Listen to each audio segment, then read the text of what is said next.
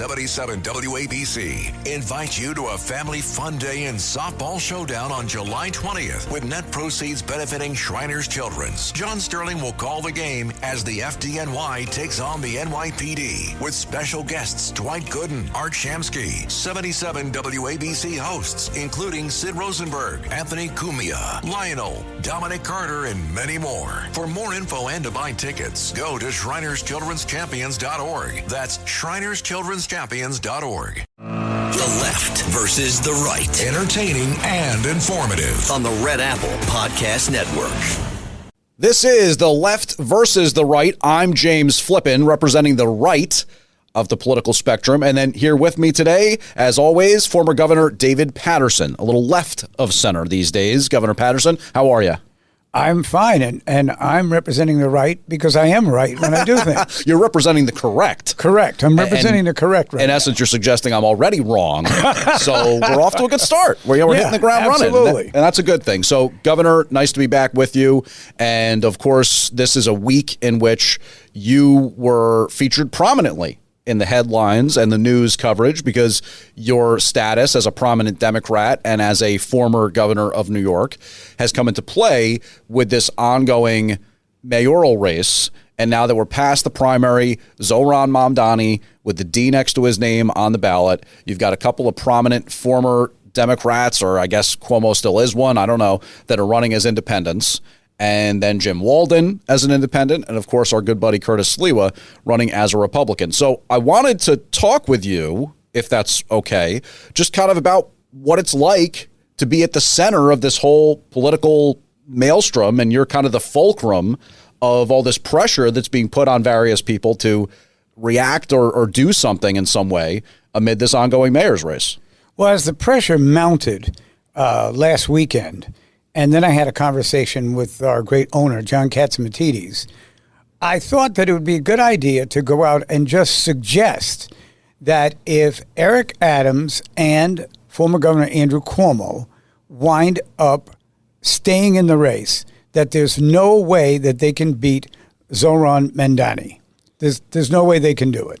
And John agreed with me. We decided to have a press conference. Judge Richard Weinberg joined us, and that was basically the whole point, that perhaps we could find a time between now and the election. And this was actually, to be fair, Mr. Jim Walden's idea, that we would have a consolidation of the polls that were out there at the time and come to an agreement about which candidate was ahead. If there was any money raised at that time for this purpose, they would get the money and the other candidate would drop out, or the other two candidates would drop out. This did not include Curtis Sliwa because he's running on the Republican line. And it really doesn't include Walden because he also is running on another independent line. So we had the press conference and we made this suggestion. It didn't go over well with people who were supporting Zohran Mamdani because they just feel that this is these are the Democrats that didn't like the result of the primary now trying to influence the general election. Well, let me just stop you right there. I mean, wait, James, let me just say this. That's not a bad criticism. In other words, you all didn't win the primary, and now you're trying to find a way to win the general election. I think that the purpose of the press conference were the comments and remarks and promises that Mr. Mamdani has made that has frightened a number of New Yorkers, particularly people of the Jewish community. But I'm not Jewish. I was offended by it myself. I mean, I guess in essence, do you think that there's any fairness? Because, of course, I want to ask you about the political calculus behind whatever tea leaves you're interpreting with this 5-person race right now. But do you think it's kind of fair to say that both Mayor Adams and former Governor Cuomo are sort of the sore loser Democrats right now? Like, in essence, Adams has announced that he's running as an independent. You know, he did take a bend a little bit to the right on the immigration issue in working with the Trump White House. Cuomo has sort of tried to position himself as the hawk on crime, and so it's taking him maybe toward the center and maybe an independent line. But they both kind of stick out as sore thumbs as the people who were trying to get the Democratic side, maybe not Adams specifically because he jumped into the race kind of late, and then all of a sudden they're still sticking around. Well, let's remember that Mayor Adams never ran in the Democratic primary this year, he already announced that he was running as an independent. Right. So I mean, he was a Democrat for some 30, 40 years so or whatever. He was not, he was once a Republican, I guess. Right, but he was not in that primary. Now, Andrew Cuomo, who was in the primary and lost to Mamdani, he feels that he was beaten by the turnout. He was 15 points ahead in the polls. There were 2 weeks to go. Mm-hmm. And as he said to me, when you're 15 points ahead in the polls and it's 2 weeks to go, what you want to do is not get in any trouble. Don't offend anybody. Don't do anything that brings the numbers down. And he followed that strategy. But what he now understands is that the turnout was so demonstrably higher than anyone had guessed or even ventured to believe that it propelled Mamdani to victory. So in answer to your question, I don't think that the two candidates are sore losers. I think that they still see a pathway to win. I'm just trying to tell them that as long as the other is in each of their pathways, they will both lose. Okay, let me ask you this. Let me put it to you this way, because I'm curious the way that you have been analyzing the race, and this is James Flippin. He's former Governor David Paterson. We're talking about the mayor's race right now here on the left versus the right. You basically said, judging the situation, you feel as though with Cuomo and Adams in, it guarantees a Mamdani victory. Is that something that you're looking at from like a political theory perspective, or are you actually basing that on some sort of poll data that you're looking at? I'm basing that on the numbers that came out in the primary. Mamdani received such strong support on the Democratic line that someone's going to have to cut into that support and offer an alternative to what his thinking is. And on the other hand, that's basically... Now, why does it have to be somebody like Adams or Cuomo? Why can't it be a Curtis Sliwa? In other words, I think it's a pretty stark contrast between somebody who markets themselves as a socialist and someone who at least is running as a Republican. Certainly not a super, not the most right-wing person of all time, Curtis Sliwa, but generally speaking, he does present himself as a foil to Mamdani. I put it this way. Curtis Sliwa ran for mayor in 2021. People laughed at him. I was one of them. I remember being asked by Frank Morano on the Cats Roundtable, what would it take for Curtis to win? And I said, an earthquake, and he's the only survivor. So I gave him a hard time in 21. Now I have to say this. His 28% from 2021, if he just gets that same 28%, that could be a big problem. Because now there are 4 candidates in the race who could get 25% or over. And I don't think he wants to get mixed up in any, deals about Mamdani. He can win on his own on the Republican Party if the numbers fall right for him. And it is pretty interesting to think about the race for 30%, is 30% going to be, because for those who are uninitiated, the general election in November isn't going to follow any of that ranked choice voting stuff. Thank goodness. Exactly. It's just a race to the finish line when it's all said and done and you stop counting who has the most votes. So, Curtis, and it's interesting to note, when he ran last time, he obviously was one of 2 choices, and Adams won rather handily. But do you think the additional entrance on the left of center side, so you've got obviously the Cuomo, the Adams, Mamdani all the way over to the left, Walden, who generally speaking, I think is kind of left of center. Do you think that whole electorate, the Democrat electorate, is going to be split in some way 4 ways? I mean, from what you're hearing right now, the people that you talk to, right, Democrats, is there any level of enthusiasm for a Cuomo or an Adams, or is it just like, well, we'd rather not vote for Mamdani? I mean, what are you hearing from people on kind of your end of the spectrum, so to speak? What I would say is your question is very incisive, and it really cuts to the issue of what's going on here.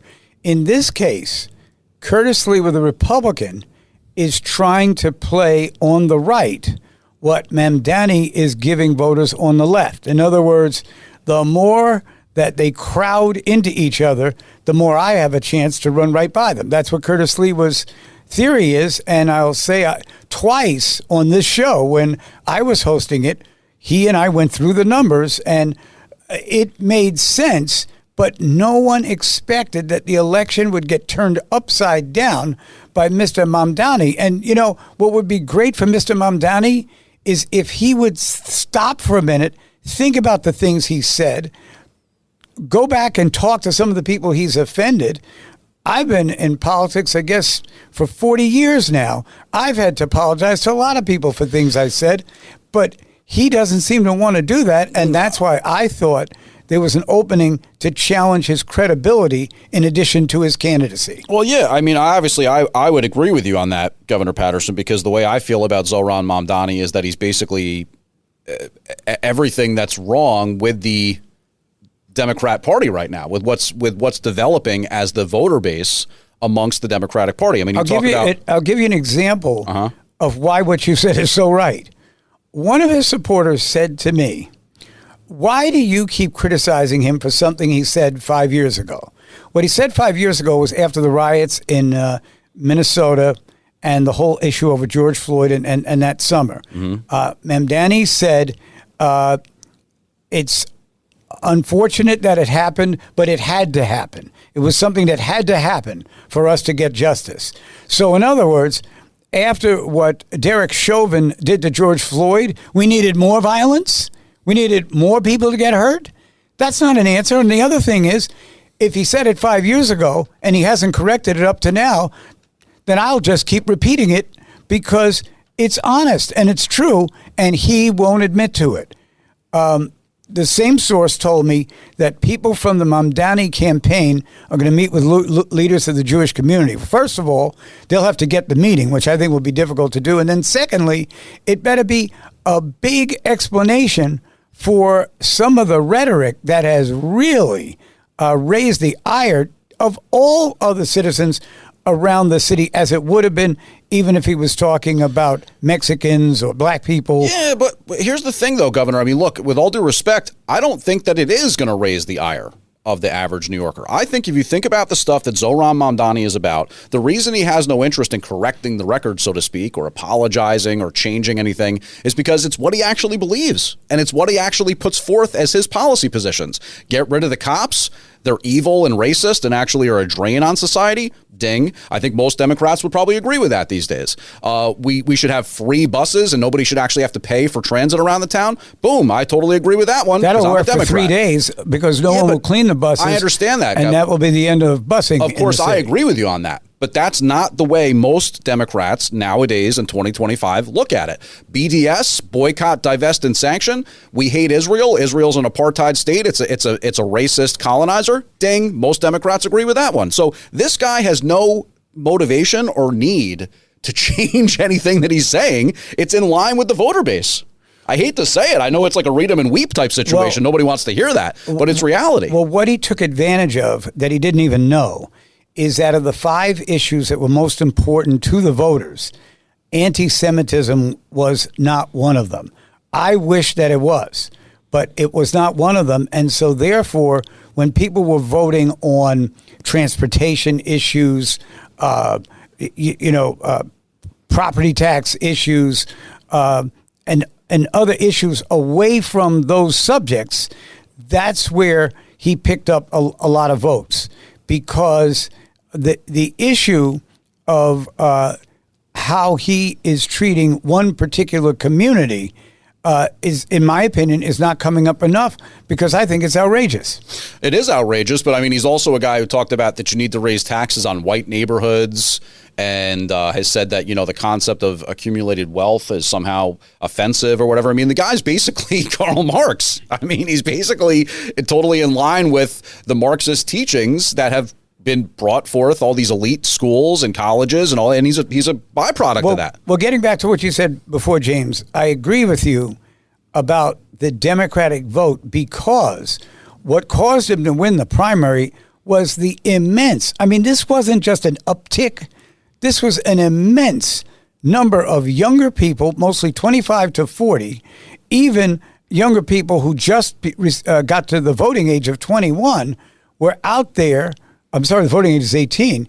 We're out there voting for him, and I get the feeling that some of them were voting for him just because they're angry. They haven't read, 3 or 4 articles about some of the things he's actually said or done. But there are times in life, and I think we've all gone through this, whatever race or whatever origin we have, where somebody appears to be standing up for us when no one else is, and you flock to them.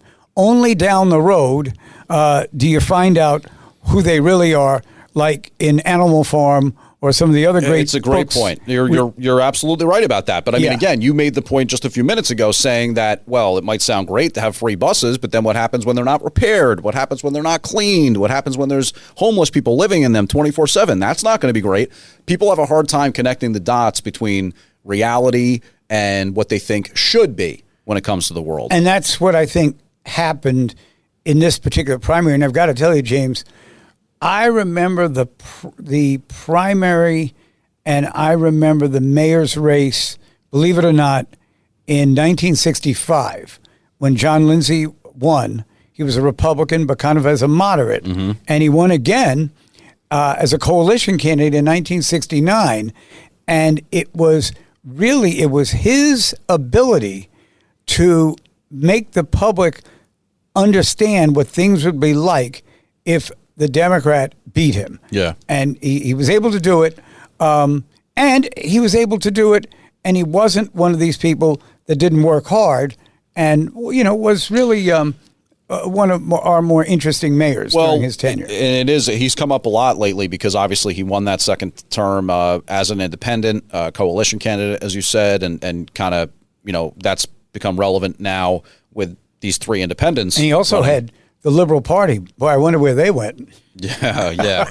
Well, but look, that's the word liberal, progressive, leftist, whatever term you want to use. The thing is, you had Senator Fetterman of Pennsylvania this week, Governor, basically saying, oh, these kind of people who support a Zohran Mamdani, they're not even Democrats. They're not even Democrat. Well, I hate to break it to you. Whatever the term is for the parties, things are extremely polarized right now. I must say, I was very pleased that Senator Fetterman, who was always challenged over his health issues, and that was how they were trying to beat him, that not only did he win, but he said something that I think almost all the people that voted for him and a lot of the people that didn't vote for him appreciated.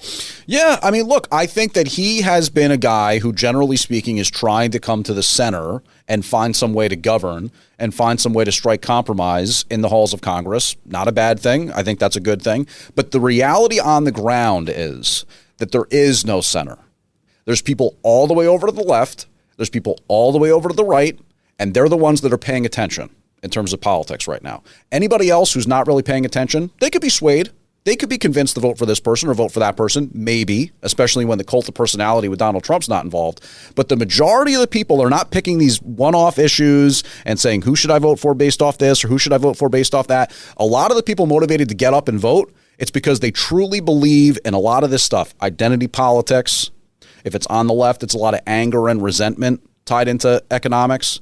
The stories that have been told about accumulations of wealth and all this kind of stuff. And then on the right, it's a lot of the rejection of this growth of government, growth of services that are provided by a government that increasingly doesn't have the money to provide it. And in the case of New York City, that's exactly what we're looking at. You want to provide free buses. Where's the money coming from?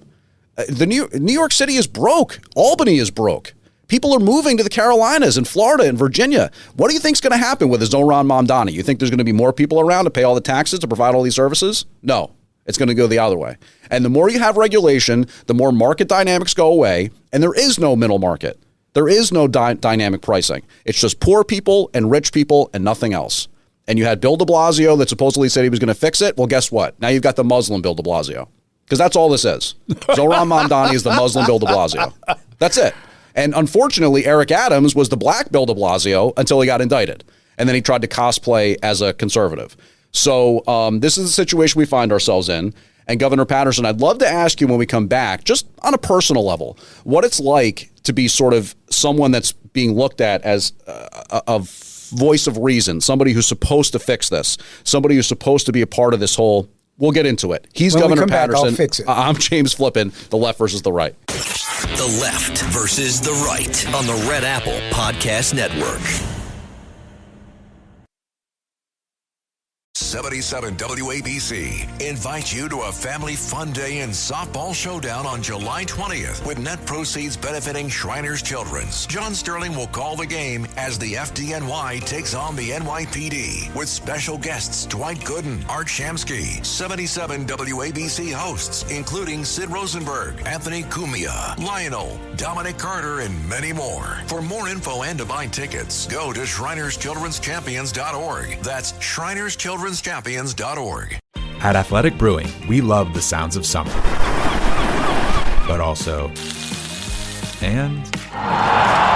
but most importantly, the summer sound that goes with everything. The crack of an ice-cold Athletic. Athletic's great tasting, non-alcoholic beers pair with all of summer's greatest moments, so you don't have to miss a beat. Choose from a range of styles to pair with your sounds of summer. Visit athleticbrewing.com to find Athletic near you or to order online right to your door. Near beer.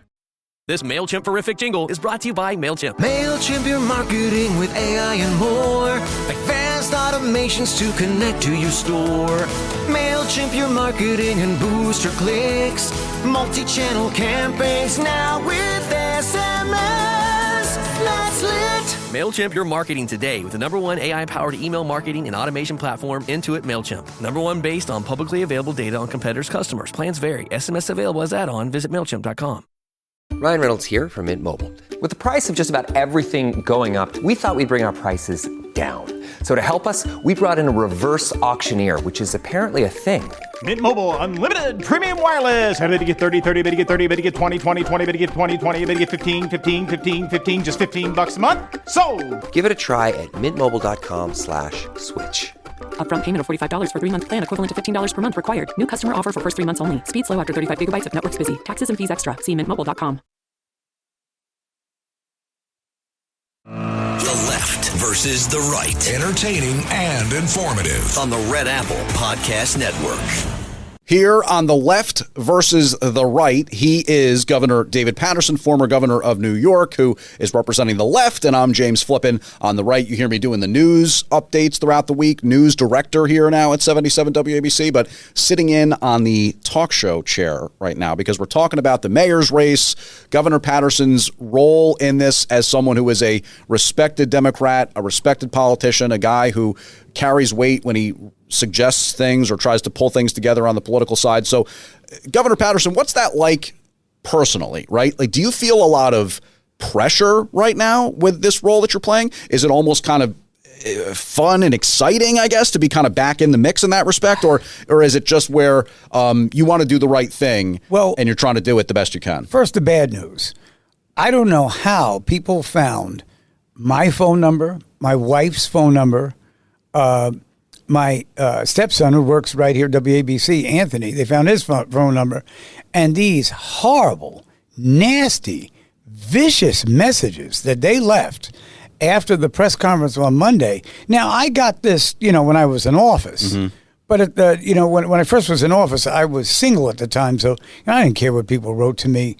But the furor that people have over these types of issues, and most of them didn't get their facts straight, and one of them wrote to me as David Paterson, and they had 3 T's. Now, 3 T's? 3 T's. It's not even 2. It's not even 2. And I wish this person would come forward because I'd really like to meet someone who has an IQ of 30 who did something like that. But moving along, James, it's really a good question because you want to try to maintain your friendships and your relationships with people. And you want to do things that people are proud of. Mm-hmm. And a lot of people were very proud of what the owner, Mr. Katzimatidis, and the Judge Weinberg and myself and others who had met before we had that press conference.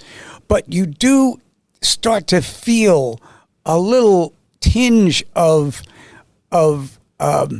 disbelief when people have such strong points of view and they have no facts or information to support it. Mm-hmm. I could sit here all day with you, a very informed person.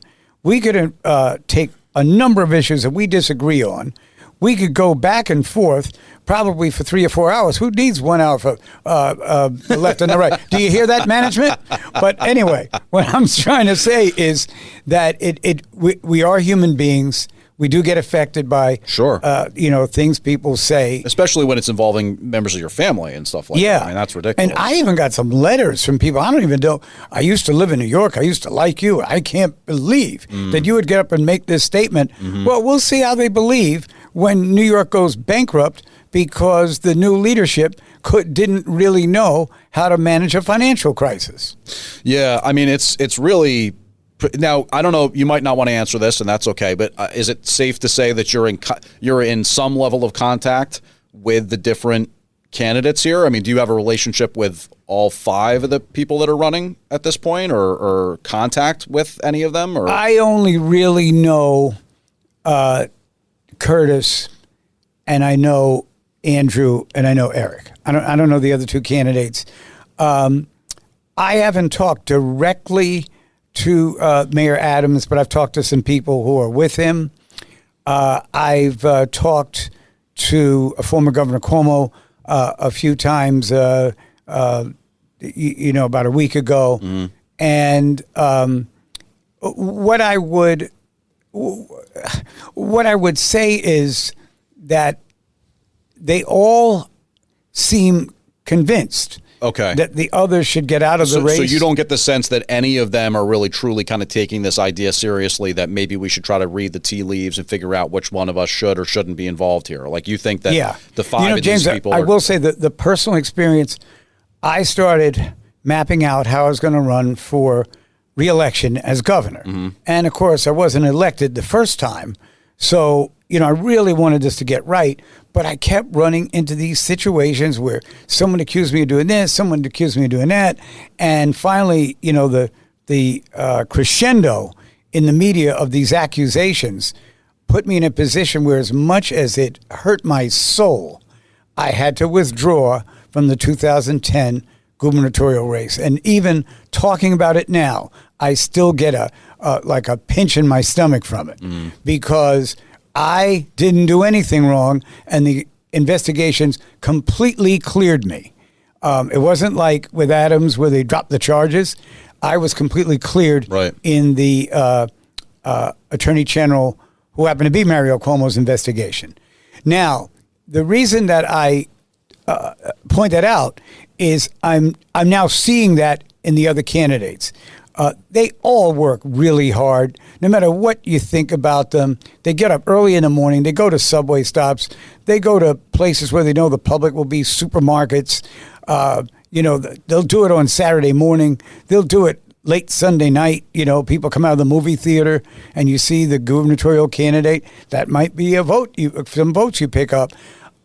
Having already done that amount of work up to now, it's very hard to hit the switch and say, you know what, I'm out. I'm going to dinner with my family tonight, and you all settle it. Well, but it's interesting when you say that, because it feels like in other races that we've covered or paid attention to, whether you're just a fan of politics or obviously a voter, whatever, it happens all the time, right? Like in the presidential primary run-up, people any given day say, all right, that's that. I'm only drawing around 1%, less than 1%. 5%, whatever it is. Well, if I can interrupt for just a second, James, part of that are people who get into that race so you can see their name and see their face a few times, because they know within 3 weeks they will be history.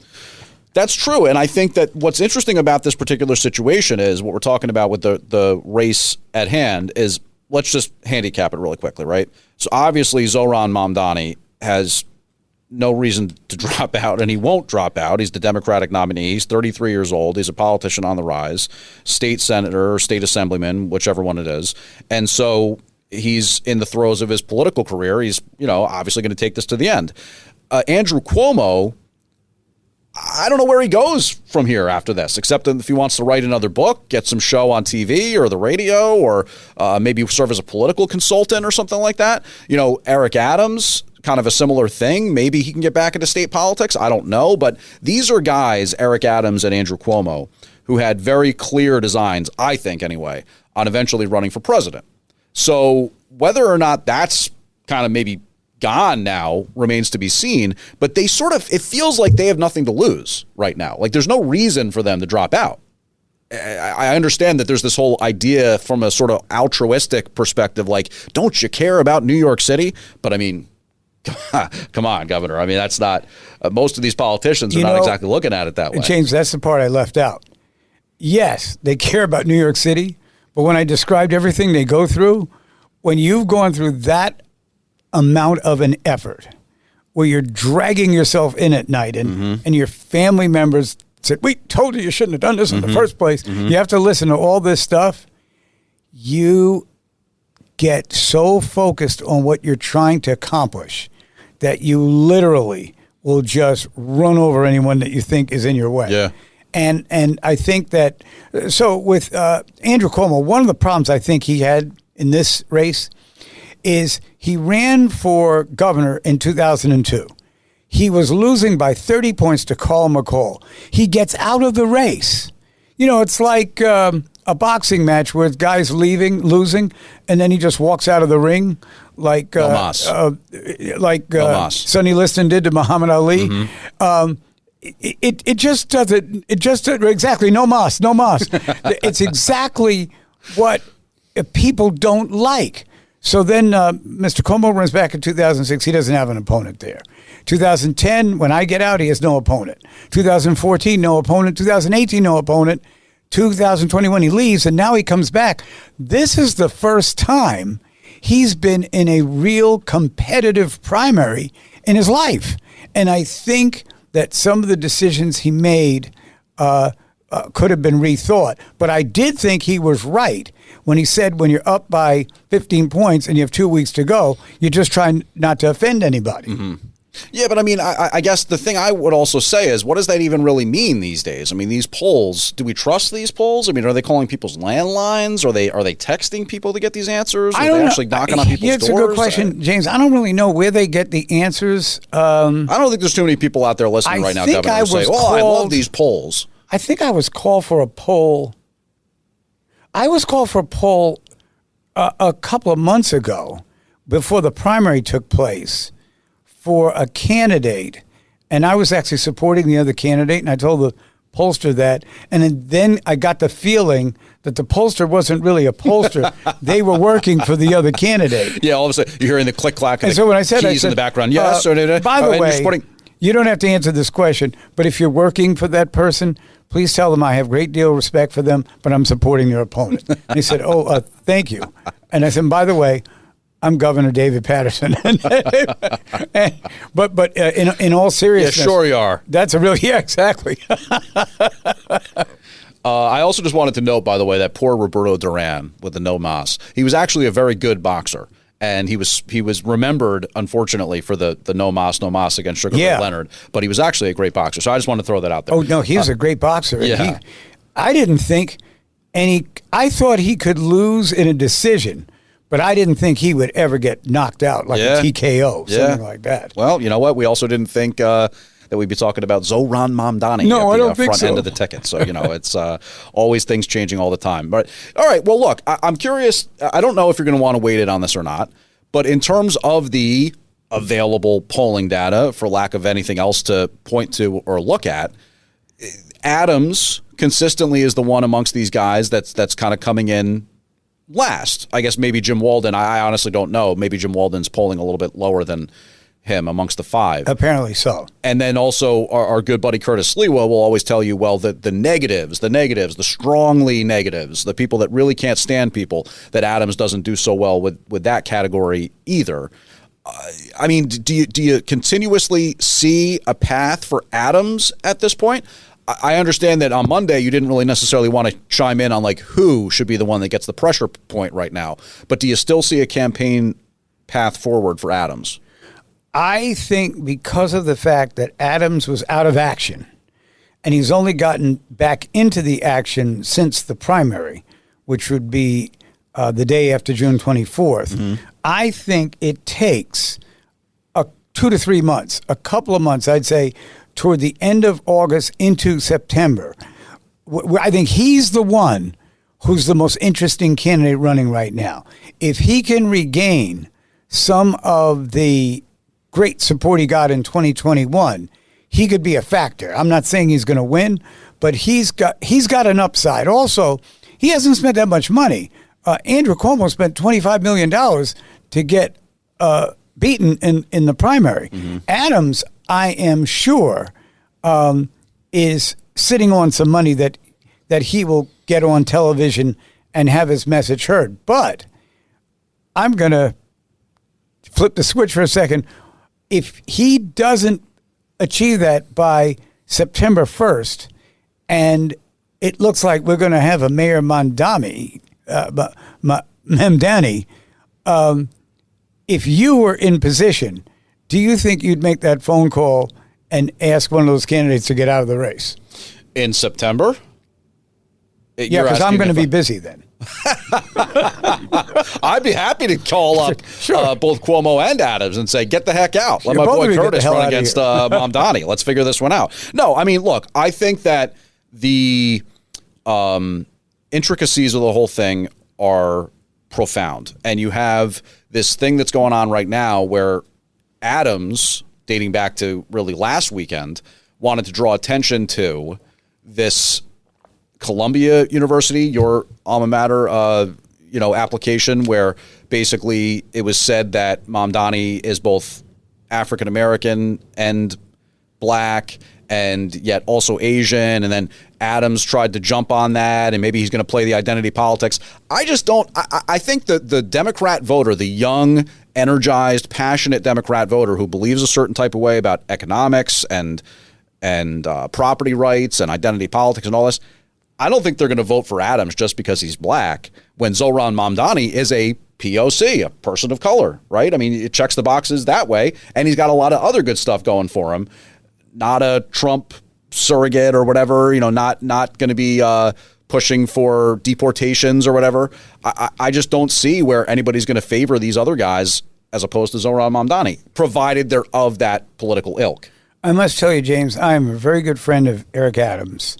I am, until this primary, I've supported him for everything he ran for. And I probably only didn't support him in the primary because when he said he was now running as an independent in a general election, I didn't see any chance for him to win there. So I picked a candidate, Andrew Cuomo, in the primary. But I say all that to say this. I didn't really like that particular criticism of Mr. Mamdani. I mean, I know it's the apocalypse.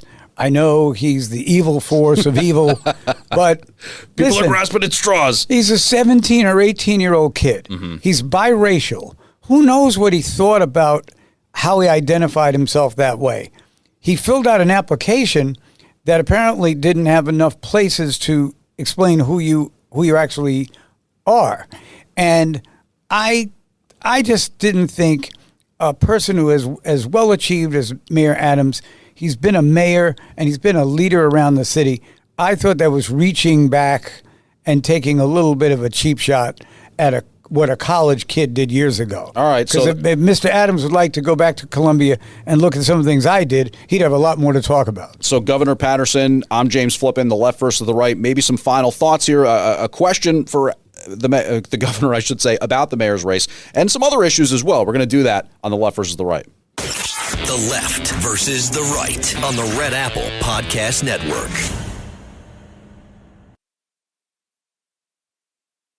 My cat Freddie loves to be brushed and cuddled. But stirring up his cat allergens meant sneezing and itchy eyes. Then I found Purina One Live Clear. It's cat food that reduced the major allergen and my suffering in as little as 21 days. Now, we feel closer than ever. If you have issues with cat allergens, you really need to try Purina One Live Clear. Try new Purina One Live Clear today. Purina One, a difference from day one. At Strayer University, we help students like you go from, is it possible, to anything is possible by offering access to up to 10 no-cost gen ed courses, so you can reach your goals affordably and fast. Visit strayer.edu to learn more. No-cost gen eds provided by Strayer University affiliate Sophia. Eligibility rules apply. Connect with us for details. Strayer University is certified to operate in Virginia by Chev and has many campuses, including at 2121 15th Street North in Arlington, Virginia. Put us in a box. Go ahead. That just gives us something to break out of. Because the next generation 2025 GMC Terrain Elevation is raising the standard of what comes standard. As far as expectations go, why meet them when you can shatter them? What we choose to challenge, we challenge completely. We are professional grade. Visit GMC.com to learn more. Eczema isn't always obvious, but it's real. And so is the relief from Ebglyss. After an initial dosing phase, about 4 in 10 people taking Ebglyss achieved itch relief and clear or almost clear skin at 16 weeks. And most of those people maintain skin that's still more clear at 1 year with monthly dosing. Ebglyss, lebrikizumab LBKZ, a 250 milligram per 2 milliliter injection, is a prescription medicine used to treat adults and children 12 years of age and older who weigh at least 88 pounds or 40 kilograms with moderate to severe eczema, also called atopic dermatitis, that is not well controlled with prescription therapies used on the skin or topicals, or who cannot use topical therapies. Ebglyss can be used with or without topical corticosteroids. Don't use if you're allergic to Ebglyss. Allergic reactions can occur that can be severe. Eye problems can occur. Tell your doctor if you have new or worsening eye problems. You should not receive a live vaccine when treated with Ebglyss. Before starting Ebglyss, tell your doctor if you have a parasitic infection. Searching for real relief? Ask your doctor about Ebglyss and visit ebglyss.lilly.com or call 1-800-LILY-RX or 1-800-545-5979. The left versus the right. Entertaining and informative. On the Red Apple Podcast Network. The left versus the right. I'm James Flippin. He's former governor of New York, David Paterson. So, Governor Paterson, we've been talking a lot about this mayor's race. I just want to give you the opportunity. A few days ago, you weren't really ready to do that. But at this point, are you calling on any candidates to drop out? Or is it more just about, hey, let's continuously think about paring things down over time? We've referenced September. Owner-operator John Catsimatidis has referenced September. Do you think that through the rest of July and through the rest of August, it's going to become more apparent? Or do you think that you're and other people like you are going to be saying continuously, let's get in a room, let's look at some numbers, let's compare finances, whatever it may be, and figure out who the best candidate is here in the sort of conservative Democrat realm? I came to the conclusion after the press conference on Monday that no one was willing to embrace this concept right now. Mm-hmm. Not at all. A lot of people found the concept interesting, but they're not the people that were asking to get out of the race. Right. I have to say this. I think that September is a period where people's vote becomes consolidated. In other words, they look around, well, he was the governor for 11 years. I'm sure he could run the city. Or, well, he was a police officer in good standing. And then again, he had some problems, but Trump dropped the charges, so I don't think he really did anything wrong. In other words, you could mull over that over the summer. Mm-hmm. But I think that by the first week of September, people pretty much know who they're voting for. And that's why, to take a second look at it, I don't know if I would even want to do that, because I think people will be more entrenched at that time. I know that might have surprised you that I would say that. No. So, I mean, is it fair to say that you think if this is going to happen, it has to happen now-ish?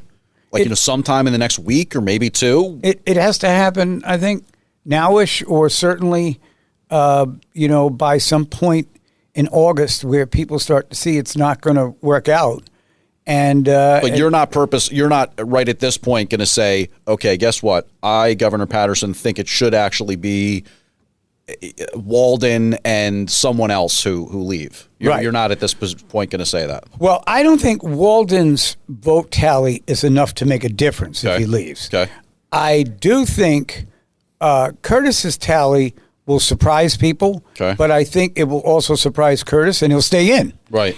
And you've been sort of, I feel like as much as you are a natural foil and you guys have knocked heads on many a thing over the years, but you seem to be thinking that Curtis isn't going anywhere, and you don't even really seem to be suggesting that he should, it sounds like. It's after years of trying to do this kind of thing, and he had no chance in 2021.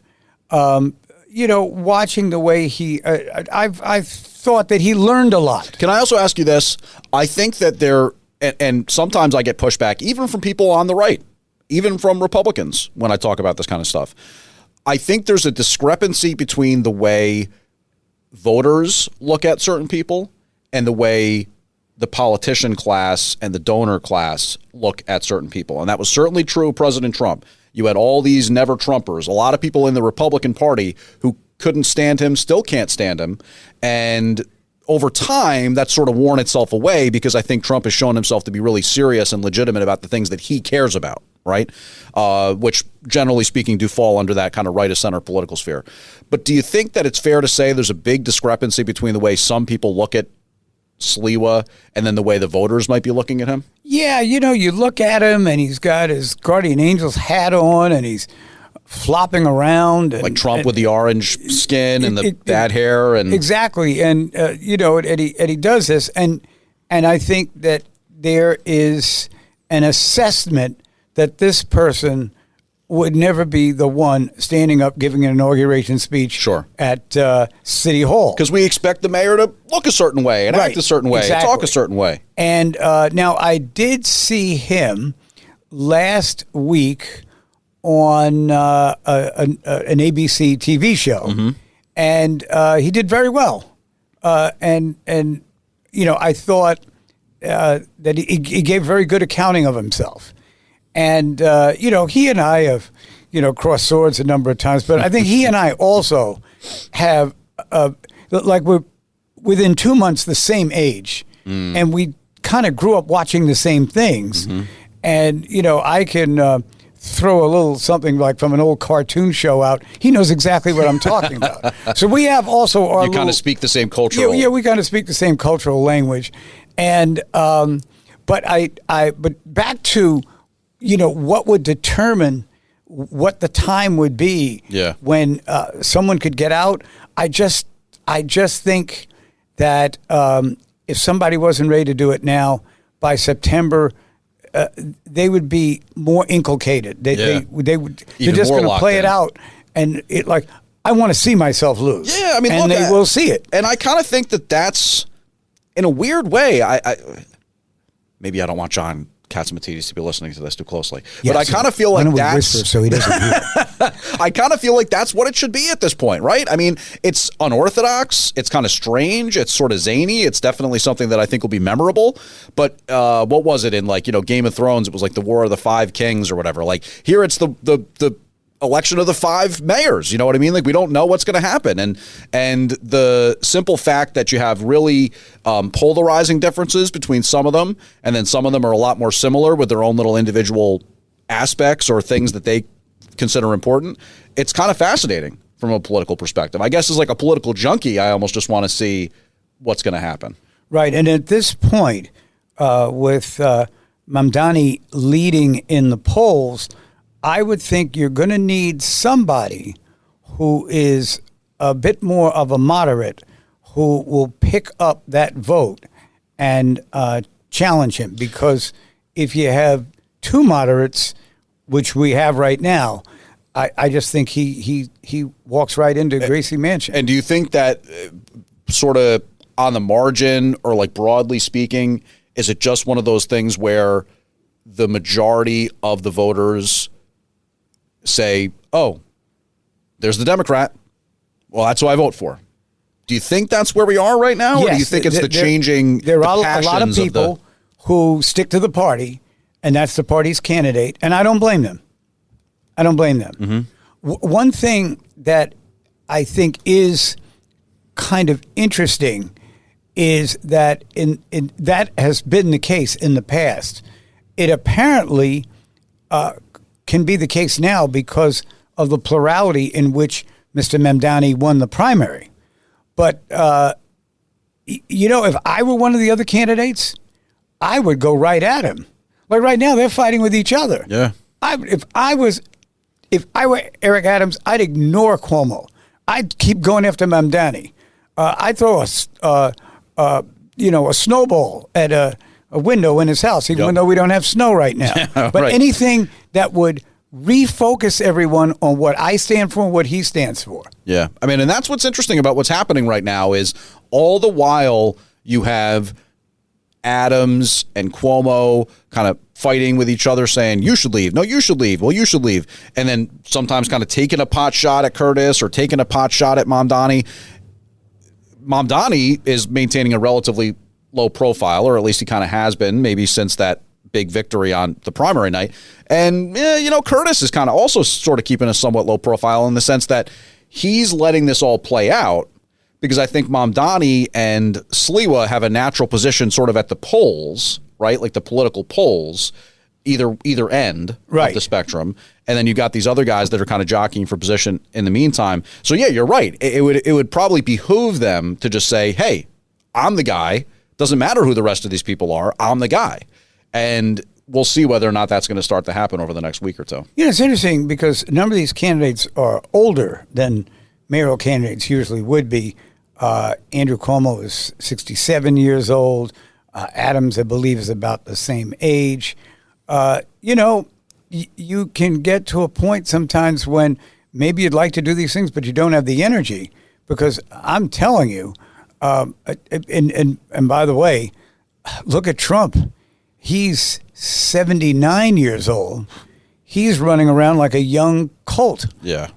He's one of those weird guys, I think, who much like, they used to say Bill Clinton, like only had to sleep like 3 or 4 hours a night or something like that. Trump has to be that same kind of person from a physiology perspective. By the way, James, because you said that, if I could say this real quickly, in 1980, the Democrats got beaten badly by Ronald Reagan. Yes, in 1984, Ronald Reagan beat Walter Mondale. He won every state except one state, and it wasn't even the state Mondale came from. That's right. And then in 1988, when finally Reagan leaves the stage, George Herbert Walker Bush comes out and he wins for president. So now 12 years we Democrats had suffered, and Bill Clinton said some things that he had said years before. No one listened to him. One of them was, the pain argument doesn't work. Stop talking about how bad conditions are for poor people when they live in these houses and all that kind of stuff. We've got to talk about how to put this country together from the top down.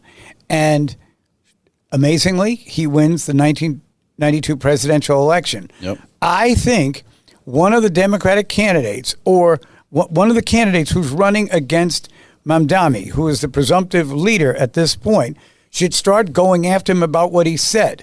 And yes, you can go after about what he said 5 years ago, but he'll save you the trouble. He says it now. Yeah. Go after him now. What are they doing? Well, I think and this is just my own perception of it, Governor Paterson. This is the left versus the right. I'm James Flippin. My way of looking at it is the New York City Council is so far to the one side. They're totally in lockstep with a Mamdani campaign agenda. Albany, the state lawmakers up there, also in lockstep with that Mamdani approach. So it's hard for me to figure how these Adams and Cuomos of the world are supposed to suggest that they're going to go against his agenda and effectively find a way to thwart it. Because, you had even the, what was it, the UFT come out this week, the teachers union, and say that they're backing Mamdani. Why is that? Well, because Mamdani wants to take away mayoral control from the city schools. He wants to give it he wants, in essence, the union to call the shots with the city schools, which, again, is right in line. If he takes away mayoral control, it goes to who? Well, it would, in essence, I guess, go back to the city council? Yeah. Ooh. And then in essence, you really don't have any control. You have no accountability. Guess what the union loves? I get it. A lack of accountability, because then you can just have bad teachers and no James, grades, and it doesn't matter. Here's why, when you brought up Bill Clinton, why I think that's so important. Bill Clinton wasn't afraid to lose. Right. All those years that I was talking about when the Reagan kept winning, Bill Clinton, I think by 1984, started trying to run for president. 1988, he made the longest and dumbest speech I ever heard in the history of public speaking. But he comes back. Seriously? You're standing by that? The longest and dumbest you ever heard? No, wait, there's probably some competition. There's probably definitely some competition. Give me a second here. All right, it's in the top 10? It's in the top 10. It's in the top 10. Okay. But by 1992, people came around to his point of view. If God forbid, if I came back and became a candidate again, that's how I would do it. I would just say what I think, and if you don't like it, you don't have to vote for me. Yeah. That's what I would do. It's an effective... And you'll be surprised how even people who sometimes don't ideologically agree with you will still want to talk to you and will still want to vote for you because at least you do have a plan, as opposed to trying to ingratiate yourselves to all different communities and all different types of dilemmas that you have when you're a candidate who's really controlled by the party as much, but less than being controlled by yourself. Right. If you stand for everything, you stand for nothing, or you can't. And Donald Trump, and this is now the second time I've said this, it's positive. Here on the left and the right, I'm supposed to be on the right, but Donald Trump did this in 2015. Yes. He didn't give a hoot, which was not the word I wanted to use, that and then he wins the presidency in 2016. Yes, he did, Governor Paterson. And it was a beautiful day. I know. All right, so we're almost out of time here. Just want to say one last thing here. We had all these other things that we potentially could have talked about. Are you excited about the fact that you no longer have to take your shoes off at the airport? Or were you somebody who had like the clear pre-check TSA, whatever, and you didn't even have to do that anymore? Yes, I'm very happy. Okay, you're happy about that. Yes. So you think the TSA is making a good move? The TSA is becoming family friendly. Yeah, family friendly. And hopefully there's less delays at the airport as a result. That would be nice. And also, just if we could close on this, Governor Paterson, our Mets, they're killing me right now. I need this All-Star break so I don't have to scream at my TV every night. James, if you and I went to Citi Field right now, they would have you pitch the first inning and me pitch the second inning, and 7 of the relief pitchers pitch. Can you get Sean Manaea back on the team? Yeah, we need Manaea, we need Senga, we need some of these arms called up from AAA. Exactly. He's Governor Paterson. I'm James Flippin. The left versus the right on 77 WABC. Thanks for listening to The Left versus the Right. You can hear The Left versus the Right Saturday afternoons at 4. If you like the podcast, share it with your friends and listen anytime at WABCRadio.com and download the WABC Radio app. Hit that subscribe button on all major podcast platforms. Plus, follow WABC on social on Instagram, TikTok, Facebook, and X. See you next time for a new episode so you never have to wonder. What the heck is going on here? 77 WABC invites you to a family fun day and softball showdown on July 20th with net proceeds benefiting Shriners Children's. John Sterling will call the game as the FDNY takes on the NYPD with special guests Dwight Gooden, Art Shamsky, 77 WABC hosts including Sid Rosenberg, Anthony Cumia, Lionel, Dominic Carter, and many more. For more info and to buy tickets, go to ShrinersChildren'sChampions.org. That's ShrinersChildren'sChampions.org.